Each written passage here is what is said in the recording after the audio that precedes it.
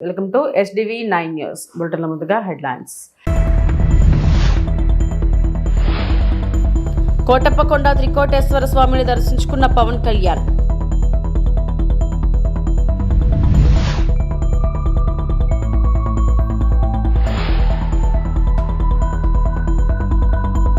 భూముల రీసర్వేపై క్రెడిట్ చోరీ, చంద్రబాబుపై జగన్ తీవ్ర ఆరోపణలు.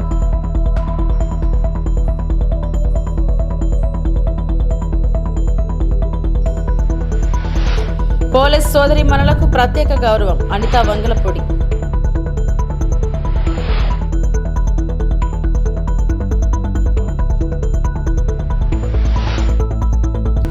నోటిఫికేషన్ రాకముందే కాంగ్రెస్ కు షాక్, చెన్నూరు నేత బీఆర్ఎస్ లో చేరిక.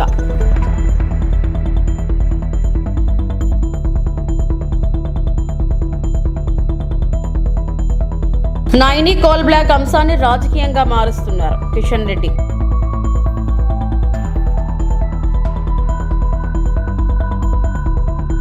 AP deputy CM Pawan Kalyan Kotappakonda Trikoteswara స్వామిని దర్శించుకున్నారు. హెలికాప్టర్లో అక్కడికి చేరుకున్న ఆయనకు అధికారులు, ప్రజాప్రతినిధులు స్వాగతం పలికారు. అనంతరం స్వామివారి దర్శనానికి పవన్ వెళ్లారు. ఆలయంలో ప్రత్యేక పూజలు నిర్వహించారు. కాసేపట్లో కొత్తపాలెం కోటప్పకొండ రోడ్డును ఆయన ప్రారంభించనున్నారు. शिवाय शिवाय नमो नमः शिवाय शिवाय नमो नमः शिवाय शिवाय शिवाय शिवाय शिवतराय शिवतराय शिवाय शिवाय शिवतराय शिवतराय शिवतराय शिवतराय शिवतराय शिवतराय शिवतराय शिवतराय शिवतराय नमो नमस्ते शिवतराय शिवतराय नमः शिवतराय शिवा नमस्तीर्थ्याय तीर्थ्याय नमस्ते नमस्तीर्थ्याय पुष्टिवर्धनो उर्वारुकमिव बन्धना मृत्योर्मुक्षीयमामृता प्रजज्ञदाहिने नमो वयं वै श्रवणाय कुर्महे सर्वेण कामकामाय मह्यो कामेश्वरो वै श्रवणो ददातु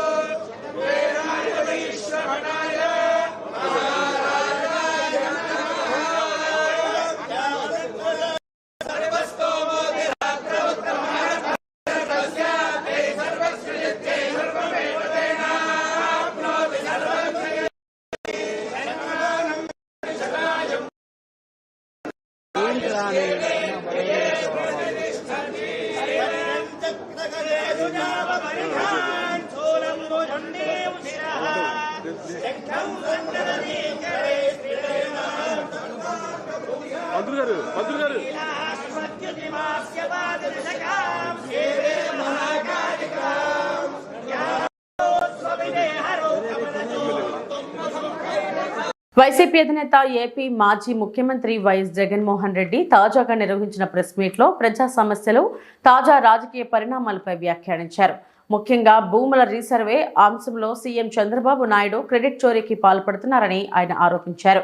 ఈ భూమండలంపై ఇంత దారుణమైన క్రెడిట్ చోరీ చేయగలవారు ఎవరు ఉండరంటూ జగన్ తీవ్ర స్థాయిలో విమర్శలు గుప్పించారు. భూముల రీసర్వే చేయాలన్నా కనీస ఆలోచననైనా చంద్రబాబుకు ఎప్పుడైనా వచ్చిందా అని జగన్ ప్రశ్నించారు. రైతుల సమస్యలు తీర్చాలన్న చిత్తశుద్ధి బాబుకు లేదని వ్యాఖ్యానించారు.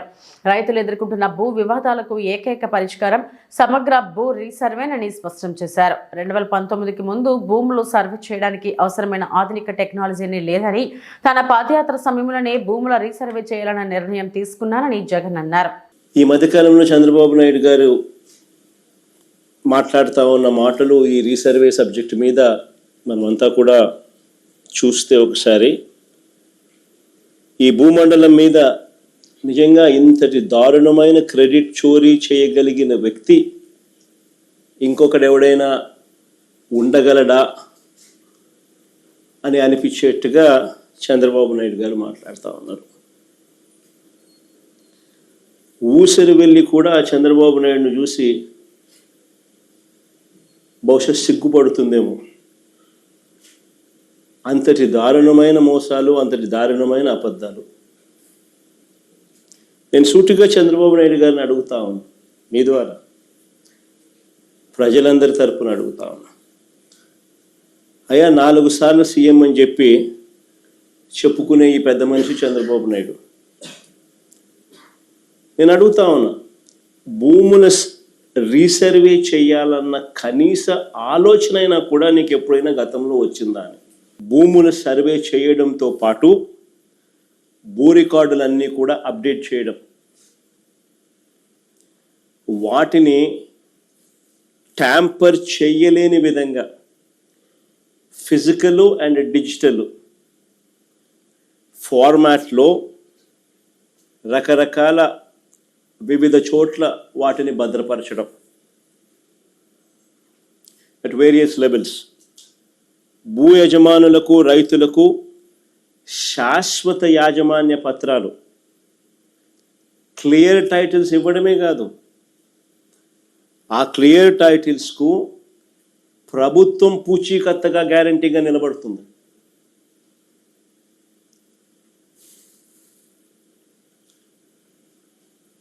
మోస్ట్ అడ్వాన్స్డ్ సెక్యూరిటీ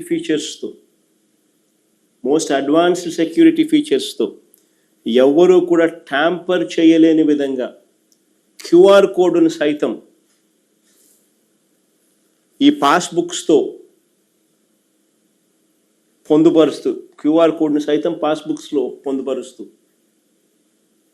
ఫిజికల్గా ఎవరైనా ట్యాంపర్ చేసే పరిస్థితి కూడా లేకుండా పట్టాదారు పాస్ పుస్తకాలు ఇవ్వడం జరిగింది.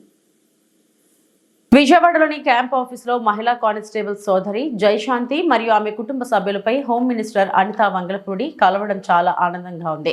విధి నిర్వహణలో నిబద్ధతతో పనిచేసి మన పోలీస్ సోదరీమణుల పట్ల నాకు ఎప్పుడూ గౌరవం. విధి నిర్వహణలో నిబద్ధతతో పనిచేసే మన పోలీస్ సోదరీమణుల పట్ల నాకు ఎప్పుడూ ప్రత్యేక గౌరవం ఉంటుంది. జయశాంతి కుటుంబ సభ్యులతో అల్పాహారం తీసుకుంటున్నప్పుడు వారి శ్రేయస్సు గురించి ఆరా తీశాను. మన రక్షణ వ్యవస్థలో కీలక పాత్ర పోషిస్తున్న ప్రతి పోలీస్ కుటుంబానికి సంకీర్ణ ప్రభుత్వం ఎల్లప్పుడూ మద్దతు ఇస్తుంది.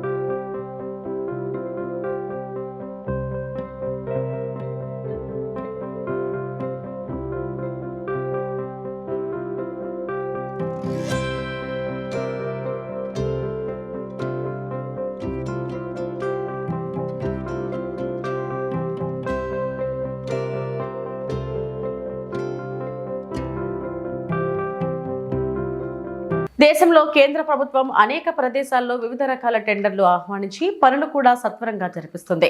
కానీ ఎక్కడా లేని విధంగా కేవలం తెలంగాణ రాష్ట్రంలోనే, అది కూడా నైని కోల్ బ్లాక్ విషయంలో ఆనాడు బీఆర్ఎస్, నేడు కాంగ్రెస్ ప్రభుత్వాలు ఉద్దేశపూర్వకంగా వివాదం సృష్టిస్తున్నాయి. ఒడిశాలో బీజేపీ ప్రభుత్వం ఏర్పడిన తర్వాత నైని కోల్ బ్లాక్ సింగరేణికి వచ్చేలా నేను స్వయంగా ఎంతో కృషి చేసి అనుమతులు తెప్పించిన తరువాత కూడా మాటిమాటికి ఇరు ప్రభుత్వాలు టెండర్లు ఉపసంహరించి సింగరేణికి నష్టం కలిగిస్తున్నాయి. శ్రీ జి కిషన్ రెడ్డి, కేంద్ర బొగ్గు గనుల శాఖ మంత్రివర్యులు. ఎన్ని రకాలుగా సింగరేణిని విధ్వంసం చేయవచ్చో గతంలో బీఆర్ఎస్ పార్టీ, ఈ రోజు కాంగ్రెస్ పార్టీ సింగరేణిని విధ్వంసం చేస్తా ఉన్నాయి. ఎంతసేపు తమ అవినీతి అక్రమాలకు సింగరేణి ఒక బంగారు బాతుగా వాడుకుంటూ మరి సింగరేణి కార్మికుల రక్తాన్ని, సింగరేణి కార్మికుల చెమటను దోచుకుంటున్న విషయాన్ని కూడా ఈ సందర్భంగా మనియేస్తా ఉన్నాం. సరిగ్గా ఇప్పుడు నైని కోల్ బ్లాక్ విషయంలో కూడా బీఆర్ఎస్ ఏ రకంగా పనిచేస్తుందో ఇది కూడా అదే విధంగా పనిచేస్తాం. గతంలో కేసీఆర్ ముఖ్యమంత్రిగా ఉన్నప్పుడు ఇదే నైని కోల్ బ్లాక్ విషయంలో టెండర్లోకి వెళ్లి టెండర్లు ఆహ్వానించి టెండర్ల ప్రక్రియ ముగించే దశలో మళ్ళీ ఆ రోజు ముఖ్యమంత్రి గారు జోక్యం చేసుకుని టెండర్లను రద్దు చేసిన విషయాన్ని సందర్భంగా మళ్ళీ ఈ రోజు కాంగ్రెస్ పార్టీ కూడా అదే పద్ధతిలో టెండర్లను ఆహ్వానించి మరి ఈ రోజు టెండర్లను ఉపసంహరించుకున్న విషయాన్ని ఈ సందర్భంగా మనవి చేస్తా ఉన్నాను.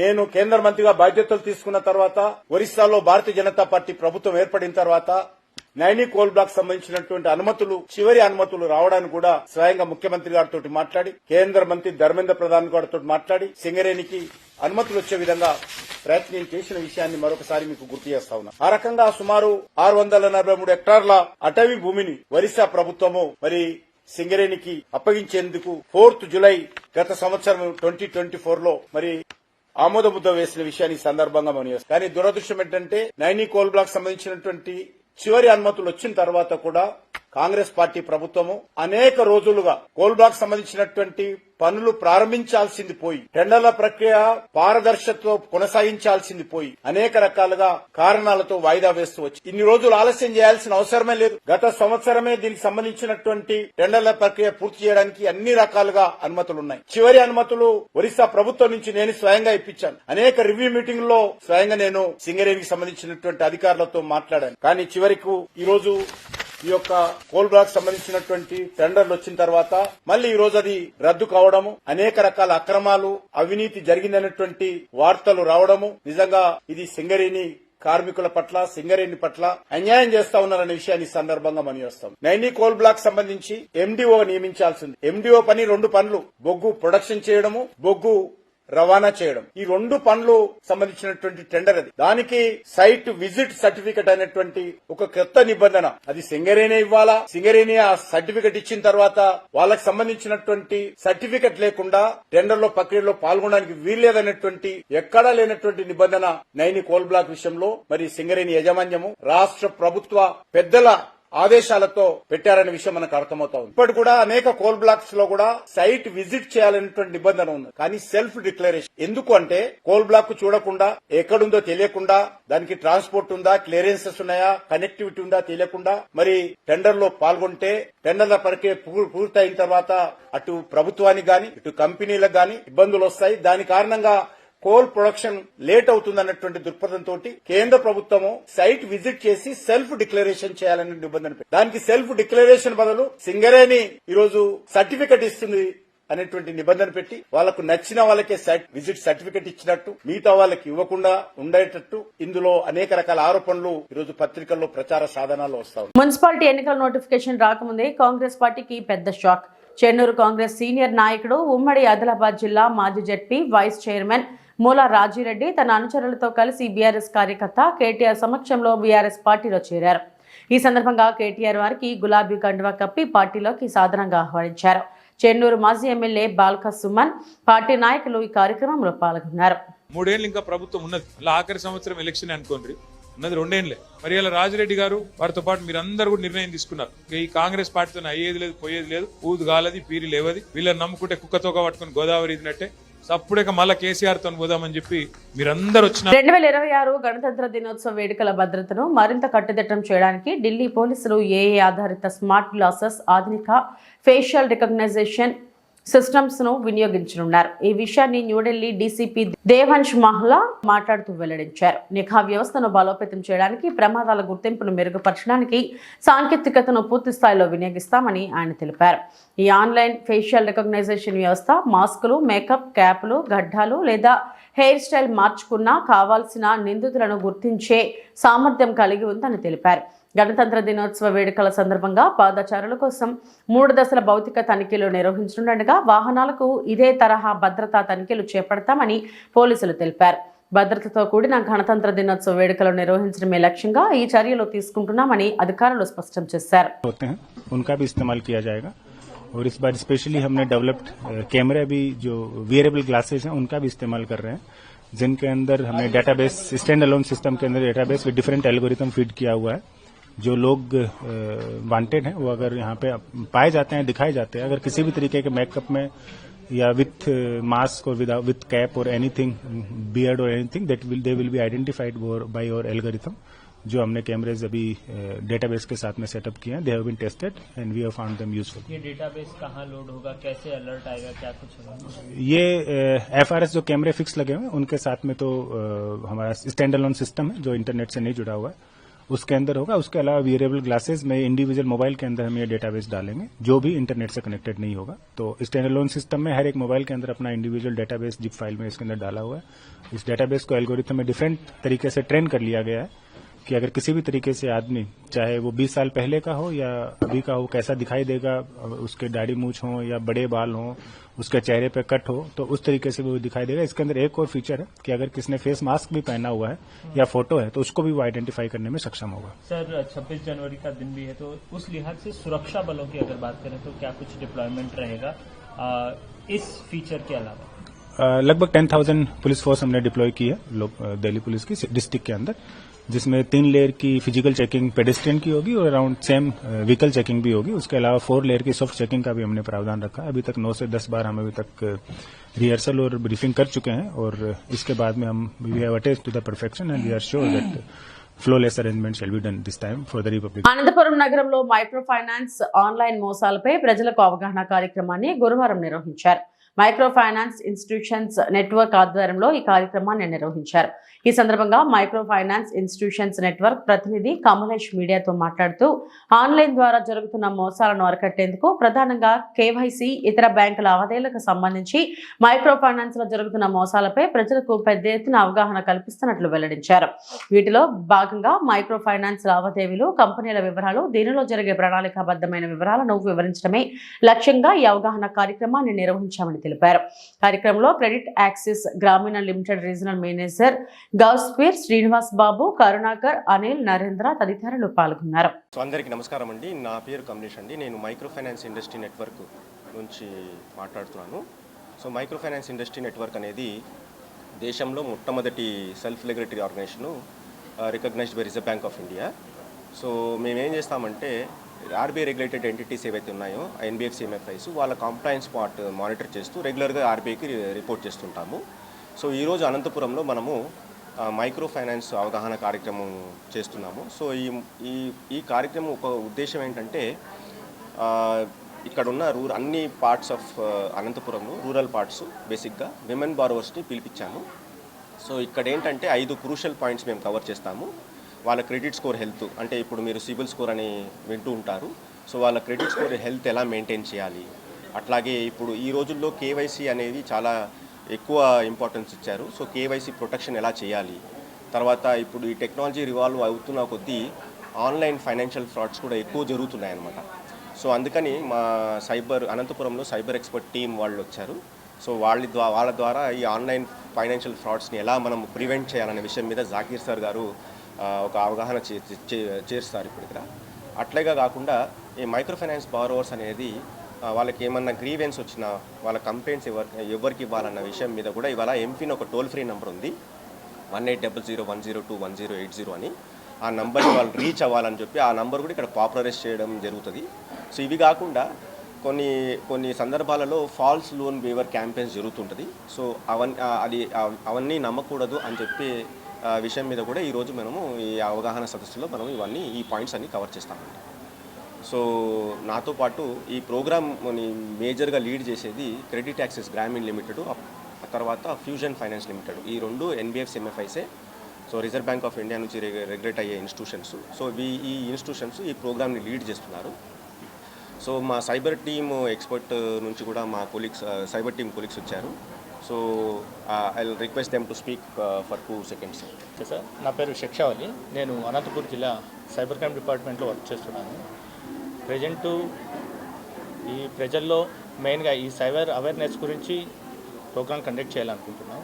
వీళ్ళకి మెయిన్గా డిజిటల్ అరెస్ట్ అంటే ఏంటి, తర్వాత లోన్ యాప్స్ వల్ల ఎలాంటి డిసడ్వాంటేజెస్ ఉంటాయి, సో ఒకవేళ సైబర్ క్రైమ్ గురైతే ఏ విధంగా కంప్లైంట్ చేయాలనే విషయాల గురించి మేము ఈరోజు వాళ్ళతో డిస్కస్ చేస్తాం. గుడ్ మార్నింగ్ అండి మీడియా మిత్రులందరికీ. నా పేరు అనిల్ కుమార్ ముగుడి. నేను Fusion Finance assistant vice president AP and Telangana చూసుకుంటా. సో ఫ్యూజన్ ఫైనాన్స్ వచ్చి ఏపీ తెలంగాణలో 100+ బ్రాంచెస్తో వర్క్ చేస్తుంది. అలాగే రూరల్ పీపుల్కి ఓన్లీ లోన్ ఇవ్వడమే కాకుండా వాళ్ళకి ఫైనాన్షియల్ అవేర్నెస్ ఇవ్వడానికి మేము ఈరోజు ప్రోగ్రాం పెట్టడం జరిగింది. అలాగే సిబిల్ స్కోర్ ఏంటి, లోన్ తీసుకున్న తర్వాత సేవింగ్స్ ఎలా చేయాలి, లోన్ తీసుకుంటే దానికి అలాగే యూటిలైజేషన్ చేయాలనేదే మా ముఖ్య ఉద్దేశం ఈరోజు మీటింగ్. గుడ్ మార్నింగ్ అండి మిత్రులు అందరికీ. ఈరోజు నా పేరు గౌస్పీర్. నేను క్రెడిట్ యాక్సిస్ గ్రామీణ లిమిటెడ్లో రీజనల్ మేనేజర్గా వర్క్ చేస్తున్నాను. ఈరోజు మన మెయిన్ ఉద్దేశం ఏంటంటే మన మహిళలు స్పెషల్లీ మా కస్టమర్స్ వాళ్ళు మహిళలు వాళ్ళని మేము ఏ విధంగా ఆన్లైన్ ఫ్రాడ్ గురించి అవేర్ చేయాలని, రెండవది లోన్ షేరింగ్స్ అంటే మీరు రుణం తీసుకున్న తర్వాత దాన్ని ఎట్లా మీరు ఉపయోగించాలనేది దాని గురించి అనేది ఈరోజు కార్యక్రమంలో మేము వాళ్ళతో డిస్కస్ చేస్తాము. దాంతోపాటు మన సైబర్ క్రైమ్ వాళ్ళు ఎక్స్పర్టీస్ కూడా మాతో పాటు ఉన్నారు. వాళ్ళు కూడా మా వచ్చే ఈ కస్టమర్స్కి వాళ్ళు. హైదరాబాద్ క్రికెట్ అసోసియేషన్ హెచ్సిఏ యువ క్రికెటర్ల జీవితాలతో చెలగాటమాడుతుందని తెలంగాణ క్రికెట్ అసోసియేషన్ టీసీఏ ఆరోపించింది. తెలంగాణ ప్రీమియర్ లీగ్ నిర్వహించేది టీసీఏ మాత్రమేనని, ఈ లీగ్ నిర్వహించే అధికారం హెచ్సిఏకు లేదని స్పష్టం చేసింది. విషయానికి వస్తే ఒకటే ఒక టోర్నమెంట్ ద్వారా దాదాపు ఒక 200 మంది ప్లేయర్లను ఐడెంటిఫై చేయగలిగే శక్తి తెలంగాణ క్రికెట్ అసోసియేషన్ ప్రతి సంవత్సరం చేసుకుంటూ వస్తున్నాము. గత 10 సంవత్సరాల్లోనే దాదాపు 800 కోట్ల రూపాయలు హెచ్సిఏకి వస్తే ఒక్క క్రికెటర్ను కూడా ఐపీఎల్ కు ఇండియాకు ఆడించే శక్తి హెచ్సిఏ దగ్గర ఎందుకు లేదు? డబ్బులన్నీ ఎక్కడ పోయినాయి? కేసులు ఎందుకు అవుతున్నాయి? ఇవాళ అండర్-23 టీం వేసారు. కూచ్ బిహార్, విజయ్ హజారే, బీసీసీఐకి సంబంధించిన టోర్నమెంట్లు. ఈ ప్లేయర్లు ఎందుకు పికప్ చేయాలి? మీరు తెలంగాణ డెవలప్ చేస్తామంటారు కదా, వరుస పెట్టి వందలు కొట్టే ప్లేయర్లు మీకు కనబడతలేరా? ఈ పరిస్థితుల్లో కూడా హైదరాబాద్ క్రికెట్ అసోసియేషన్ ఫర్దర్ గా జిల్లాల్లో మూవ్ కావడానికి వీల్లేదు. అది బీసీసీఐ చెప్తుంది. బీసీఐకి ఆల్రెడీ కంప్లైంట్ చేసినాము. సెలక్షన్ మీ కమిటీ మీద పర్ఫార్మెన్స్ లేని వాళ్ళందరినీ సెలెక్ట్ చేయమని ప్రెజర్ పెట్టడము క్రిమినల్ చర్య అవుతుంది. 37వ జాతీయ రోడ్డు భద్రతా వారోత్సవాలను పురస్కరించుకుని అనంతపురం నగరంలో ఆర్డీఓ శాఖ ఆధ్వర్యంలో రోడ్డు భద్రతా వారోత్సవాలపై భారీ ర్యాలీ నిర్వహించారు. అనంతరం నగరంలోని మున్సిపల్ కార్యాలయం నుండి టవర్ క్లాక్ వరకు వివిధ కళాశాలల విద్యార్థులతో ర్యాలీ నిర్వహించారు. కార్యక్రమంలో జాయింట్ కలెక్టర్ శ్రీ విష్ణుచరణ్ మీడియాను ఉద్దేశించి మాట్లాడుతూ రోడ్డు ప్రమాదాల్లో అత్యధికంగా రెప్పపాటు నిర్లక్ష్యమే కారణమని పేర్కొన్నారు. రోడ్డు ప్రమాదాలు ఒకరి నిర్లక్ష్యం కారణంగానే ఇరువైపులా నష్టపోవాల్సి ఉంటుందని, రోడ్డు భద్రతా నియమాలు పాటిస్తూ ప్రయాణిస్తే అత్యధిక ప్రమాదాలు నివారించవచ్చని ఆయన అన్నారు.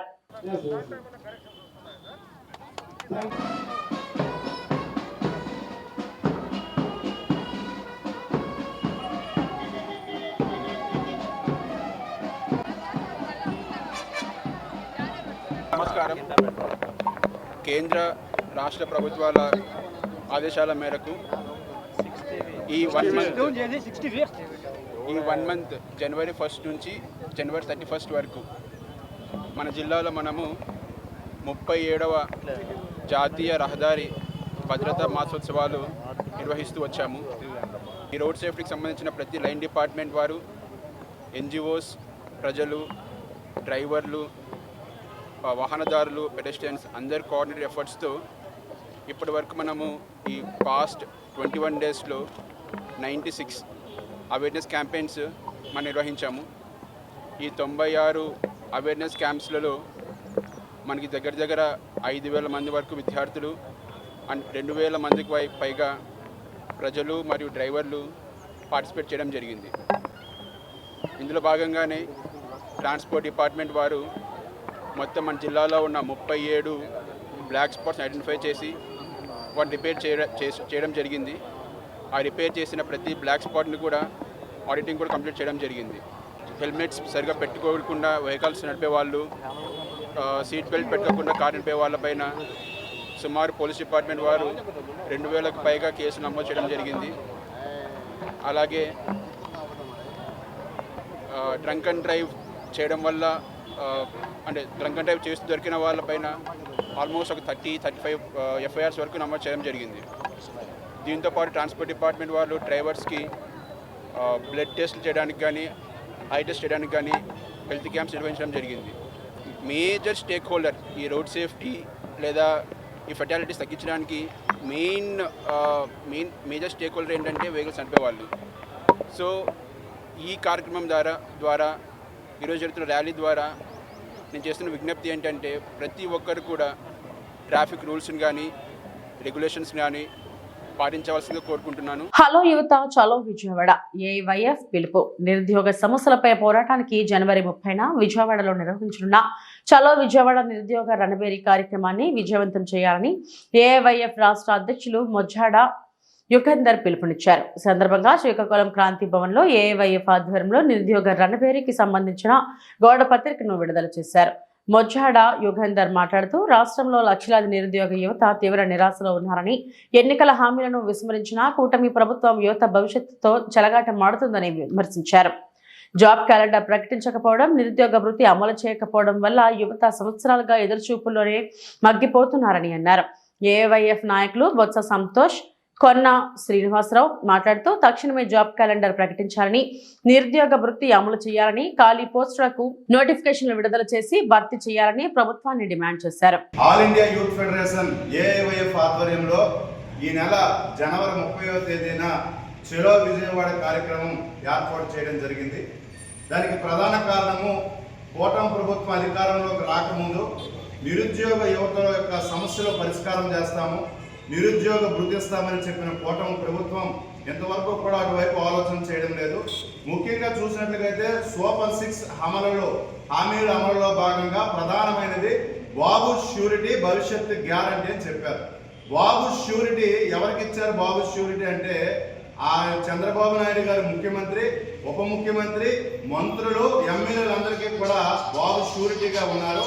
భవిష్యత్తు గ్యారంటీ అనే విషయానికి వచ్చినట్లు ఎవరికి కూడా భవిష్యత్తు గ్యారంటీ ఇచ్చినట్టుగా కూటమి ప్రభుత్వం లేదు.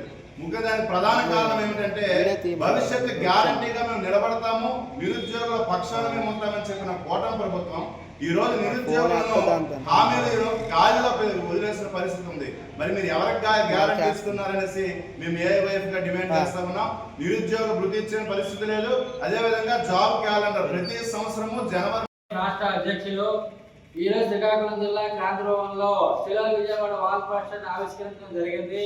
దీని ప్రాముఖ్యత ఏంటంటే రాష్ట్రంలో గవర్నమెంట్ ఏర్పడిన తర్వాత ఎన్నికలకు ముందు వాగ్దానాలు యువతకు బోల్డ్ వాగ్దానాలు చేశారు. ఎన్నికలు రాకముందు ఈరోజు ఎన్నికలు వచ్చాక యువత పట్ల ఎలక్షన్తో ప్రవర్తిస్తున్న ఎన్డీఏ గవర్నమెంట్ తక్షణమే నిరుద్యోగులకి నిరుద్యోగ వృత్తి ఇవ్వాలి 3,000 రూపాయలు. వివిధ ప్రభుత్వ శాఖల్లో ఖాళీ కూడా 2,30,000 ఉద్యోగులు భర్తీ చేయాలి. అదే తరుణంలో ఈ రాష్ట్రంలో ప్రత్యేకంగా పరోక్షంగా ఆనాడు మంత్రి లోకేష్, ఈనాడు ఇప్పుడు మంత్రి లోకేష్ ఆనాడు పాదయాత్రలో పరోక్షంగా ప్రత్యేకంగా 20 లక్షల ఉద్యోగాలు కల్పిస్తామని చెప్పి ఈరోజు పూర్తి స్థాయిలో ఎటువంటి ఉద్యోగాలు కల్పించకుండా మేము ఇంటర్లిస్ట్ చేస్తాము, ఈ రాష్ట్రానికి ఆదుకుంటాం యువతని చెప్తున్నారు మాయ మాటలతో. దాదాపు 20 నెలలు గడుస్తున్నా ఇప్పటి వరకు ఎలాంటి ఉద్యోగాలు కల్పించలేదు. ఈ రాష్ట్రంలో 3 ఉద్యోగాలు వచ్చాయి, 4 ఉద్యోగాలు వచ్చాయి. ఒకటి ఆ నాన్న ముఖ్యమంత్రి, వాళ్ళ బాబు మంత్రి, వాళ్ళ దోస్తు డిప్యూటీ సీఎం, వాళ్ళ దోస్తాలన్న ఎమ్మెల్సీ క్యాండిడేట్ గా ఎన్నుకున్నారు. ఈ 4 తప్ప ఈ రాష్ట్రంలో వేలాది మంది నిరుద్యోగులు ఉన్నారు. మీరు ఇచ్చిన హామీలు వెళ్ళిపోయాయి. మీరు ఎవరికి హామీలు అమలు చేశారు? ఎన్ని ఉద్యోగాలు కల్పించారు? ఈ రాష్ట్రంలో తక్షణమే శాఖపత్రం విడుదల చేయాలి. ఇప్పటి వరకు అధికారంలోకి వచ్చిన దాదాపు 40 శాతం 42 శాతం. ఇవి ఇప్పటివరకు నా బులెటిన్ అప్డేట్స్.